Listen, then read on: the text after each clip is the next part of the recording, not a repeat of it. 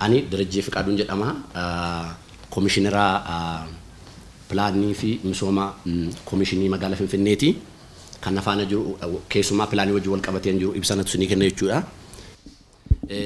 Akkuma gaa miidiyaalee hawaasaa fi miidiyaa adda addaa irratti argaa turtanii miidiyaa irra wanti jiru maalidha? Magaalli Finfinnee maaster pilaanii kanaan dura sabni bal'aan itti qabsaa'ee awwaalee boqonnaa haaraatti cehee deebisee hojiirra oolchuuf deemaa. Daangaa magaalittii illee bal'isuuf deemaa. Kutaa magaalaa 10 gara 13tti guddisuuf deema kan jedhutu sooshaal miidiyaatiin miidiyoota adda addaatiin deemaa ture. Isarra ilaalchisee gabaabamatti ibsa kanan isiniif kennu. Kanaan dura maaster pilaaniin kan jedhame sunis kan kutaan magaalaa 10 gara 13tti guddata jedhusi duraan bara maaster pilaanii sabni bal'aan sabni Oromoo mormu sun bara 2008 akkuma maaster pilaanichi geeddarame kutaa magaalaa 10 irraa gara 13tti geeddaruunis yeroo sana boqonnaa cufame ture. Ergii sanaa kaasee dookumentiinis hojiinis kana wajjin wal qabatu fedhii koo yookiin immoo fedhii waajjira ani hoogganu yookiin immoo fedhii magaalaa waan hin turreef dookumentii kanarratti qopheessines hin qabnu, leenjii kanarratti qopheessines hin qabnu, leenjisnes hin qabnu. Garuu kan miidiyaadhaan deemaa jiru eessaa dhufee bu'uurrisaa kan jedhu sirriitti akka ilaaltaniif akka lakkoofsa Abashaatti akka lakkoofsa biyya kanaatti bara 2008 waggaa arfan yookaan waggaa shananarraa kan kutaan magaalaa Finfinnee 10tii hamma 13tti bal'achuuf deema kan jedhu adeemsifamaa ture jechuudha. Kanaaf yoo miidiyaa irratti kan argitan sana የአዲስ አበባ መሪ ፕላን ፕሮጀክት ጽፈት ቤት kan jedhamu kan waggaa 4 dura already phase out godhee plan commissionin otoo hin hundaa'in ture. Isatu leenjiidhaaf bara 2008tti itti fayyadamaa ture. Yoo miidiyaa irratti argitaniitu ta'e guutuusaa maalirraa argitu kan achi miidiyaa irra jiru sana loogoo የአዲስ አበባ መሪ ፕላን ፕሮጀክት ጽፈት ቤት ኢሳ ወጋ 4 dura ኮላፕስ godhe loogoo sana achirratti argitu. Kana jechuun maal jechuudha? Isa dur owwaalamee ajandaa hin taane isa amma hojiirra hin jirre isa namni dookumentii sana iyyuu revive akka inni godhu haaromsamu kan namni hin goone kan owwaalamee turetu as bahee jira jechuudha. Inni kunis maaliif as bahee jira? Kan dookumentii namni hin qopheessine keessumaa dookumentii sana akka inni leenjisaa jiru akka qophaa'etti maaliif dhiyaate jennee yoo ilaallu Finfinneef keessumaa qonnaan bulaa naannoo Finfinnee jiran kana irra caalaan kanaan dura haala pilaanii magaalaa itti hoogganamaa ture nama Finfinnee fi naannoo Finfinnee kan jiru kana kan walitti hidhee faayidaa waliin isaanii kan hin eegsisne ture. Kanaaf edda haaromsaa as deebine misoomni magaalaa uummata magaalaa Finfinnees uummata Finfinneetti marsanii jiranis qonnaan bulaas bifa gidduu galeessa godhateen bifa faayidaa isaanii mirkaneessuu danda'uun waan hojjennuuf ergii haaromsaatii as edda hojii jalqabne edda waajjira galle waan daangaa wajjin wal qabatee jiru misooma naannoo sana jiru gara keessoo magaalaatti deebisneet fakkeenyaaf ijaarsa manneenii gara keessoo magaalaatti akka ijaaramu goone qonnaan bulaan namoonni kanaan dura immoo qarqararra jiraatan immoo bu'uuraalee misoomaa isaanii barbaachisu akka argatan gochaa akkaataa kanaatiin hojjechaa turre jechuudha. Kanaaf dookumentiin waggaa 4 dura jiru sun owwaalarraa baasanii ittiin saba walitti buusuuf faayidaa hin malleef namoonni fayyadamuuf kanatti fayyadaman jechuudha. Dookumentii guutuu kana bara 2008 leenjiin kanarratti kennamuusaa eddasii namnuu gadi fuudhee akka hin beekne dookumentii guutuu barreeffamaan illee as jira isinittiin argisiisaa itti fayyadamtanii isinillee hawaasni oduu odeeffannoo ragaa qabatamaa ta'e sirriitti argatee oduu sobaa oduu nama burjaajisu sanallee akka irraa of qusatee deemuudha. Kanaaf nuti as kan nu fide akka hooggannu kan nu godhe qabsoo sabaati.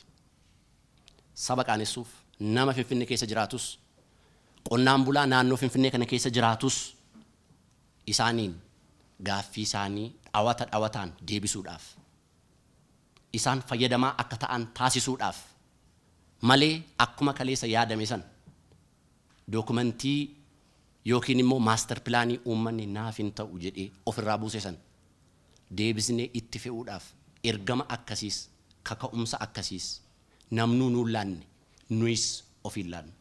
Kanaaf hawaasni biyya kanaa jiraataan magaala kanaa fi naannoo ishee kan jiraatan kun nuuni nu ilaallataa isaaniin misoomsuu rakkina kanaan dura isaan mudataa ture irraa akka isaan dandamatan gochuu misooma magaalaa keessatti bifa daraawun olaanaa ta'eetiin hojjechuu malee dookumentiin jedhamee miidiyaa irratti oofame kuni dookumentii waggaa 4-5tiin Addis Ababa marii pilaan piroojeektii Tsifat Beet kan jedhu kan leenjiitti kennaa ture.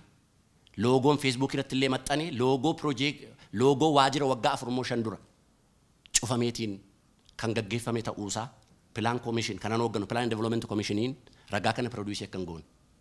Leenjii kamiyyuu asirratti kan qopheessine sirriitti akka hubattan kaasuun barbaade jechuudha. Kanaaf odeeffannoo qabatamaa ta'e odeeffannoo haqa ta'e qaama jiru hundumaafuu miidiyaan hin qaqqabsiisa jenneeti yaadna. Har'aaf waa'ee pilaanii ilaalchisee waa'ee odeeffannoo amma Facebook irra deemaa jiru ilaalchisee bu'uura kan hin qabne kan waggaa 4-5 duratti awwaalamee gadi gatamee nuyi boqannaa haaraa keessatti uummanni biyya kanaa uummanni magaala kanaa uummanni naannoo Finfinnee misooma keessatti hirmaatu. Misooma nageenya isaa eegsisu, misooma qabeenya akka inni horatu godhu, misooma gaaffii dharraa misoomaa waggaa meeqaaf isaan qaban akka deebisuuf bulchiinsi magaalaa Finfinnee waajjira ni hoogganus yeroodhaa gara yerootti hojiiwwan bu'uura ta'an biyya keenya keessatti akka abjuutti kan ilaalaman waggaa tokko waggaa lama keessatti hojjetamu kan hin fakkaanne garuu immoo of laannee of kenninee dafqa keenya laannee beekumsa keenya laannee yeroo ofiif osoo hambisiin sabni keenya hojii manaa baay'ee qaba ture jennee hojii manaa sana sirriitti deebisuuf halkaniif guyyaa hojjechaa jirra. Ammallee kana caalaa daran cimnee sabni biyya kanaa jiraataan magaalaa Finfinnee naannoo Finfinnee qonnaan bulaawwan jiranillee sirriitti akka fayyadaman cimneeti hojjenna jechuudha. Kanaaf odeeffannoowwan adda addaa namni nama qeequun hin danda'ama, odeeffannoo nama gaafachuun hin danda'ama, garuu nama burjaajessuun hin barbaachisu. Yeroo yerootti odeeffannoo laachaa hin deemne jechuudha. Kanaaf waan bu'uura hin qabne waan waggaa 4-5 dura namni tokko osoo odeeffannoo sana sirriitti ragaadhaan hin deeggariin osoo hin qulqulleessiin magaala keessatti naannoo Oromiyaatti illee odeeffannoo kanatu tamsa'ee jira jechuudha. Odeeffannoon kun bu'uura kan hin qabne jechuudha. Gaaffiiwwan isin kaastan ilaalchisee keessumaa akka nama magaalaa Finfinnee hoogganuutti akka hoogganaa Oromoo tokkotti Finfinnee fi Oromiyaa irratti waan kaastanti waan akkana yaaddachiise. Jaarsa wayitii hin rafa jedhan osoo rafuu ija isaa walirra buusee hin rafne jedhan. Hin rafaa garuu ija isaa walirra hin buune gaafa namni dhaqee chochoosuuni maali jechaa jirtaa jennaan rafaan jiraa jedheen maal abbee ija kee walirra hin buusnee jennaan waa'ee Finfinneen otoo yaaduu rafee jedheedhan. Kana jechuun maal jechuudha? Oromoon waa'ee Finfinnee gaafa yaadu hoo rafillee ija walirra hin buufatu jechuudha. Kunnuun hoogganaa Oromoon ergaa guddaa nuu qaba. Waa Finfinnee osoo ija walirra hin buufatiin hojjechuu danda'uutu nurra jiraa. Yoo Finfinnee irratti hojjenne jiraataa magaalaa Finfinnee fayyadamaa taasisnaa. Yoo Finfinnee irratti hojjenne qonnaan bulaawwan sana jireenya isaa hin fooyyessinaa. Kanaaf multi-dimensional approach fayyadamneeti multi-dimensional problem sana adreesii goonaa. Isa kana sirriitti ni hubanna jechuudha. Keessumaa waan daangaa wajjin wal qabate isna sitti kaastan nurraallee dhaga'uu barbaaddan akkuma beekamu koreen karaa muummicha ministeeraatiin hundaa'e kan injiinar Taakkaleen illee keessa jiru. Waa'ee daangaa kana wajjin wal qabate waa'ee Oromiyaa Finfinnee kana wajjin wal qabate qorannaa kan gaggeessaa turetu jira. Nuti akka waajjiraatti akka waajjira pilaan koomishiniitti qorannoo san ni beekna. Amma garuu qorannoo sana kan beeksisu kan uummatatti wannoo jedhu horee achitti hundaa'ee sana waan ta'eef waan sun dhumee waan jiruuf sagantaa qabateet uummatatti hin beeksifamaa kan jedhu abdii waan qabuuf ajandaan keenya irraallee sanii waliin qabanneef yeroo dhiyoo keessatti koreen sun hojii hojjete sana akka communicate godhu abdii guddaan qaba jechuudha. Akkuma isin kaastan magaalli keenya magaalli Finfinnee magaala guddachaa jirtu, magaala hawaasummaan guddachaa jirtu, magaala dinagdeen guddachaa jirtu. Hawaasummaan ishee dinagdeen ishee yeroo guddatutti immoo guddina keessatti kan uumamu kan isa tokko qarqaratti dhiibu, kan isa tokko hammatu akka hin taane namni hundumtuu walqixxee keessatti kan hirmaatu, walqixxee keessatti kan fayyadamu, walqixxee keessatti aadaasaa, duudhaasaa, maalummaasaa kan keessatti argu ta'uuf hojii bu'uurarraa jijjiirama fiduu danda'u, qabatamaa kan ta'e, lakkaa'amuu kan danda'amu, arguu kan danda'amu, foolii kan qabu hojjechaa jirra. Dhimmichi hojii manaa waggaa dheeraa bara dheeraa ture. Hundee isaarraa chochoosneerra. Rakkinicha hundee isaarraa chochoosneerra buqqisaa jirra.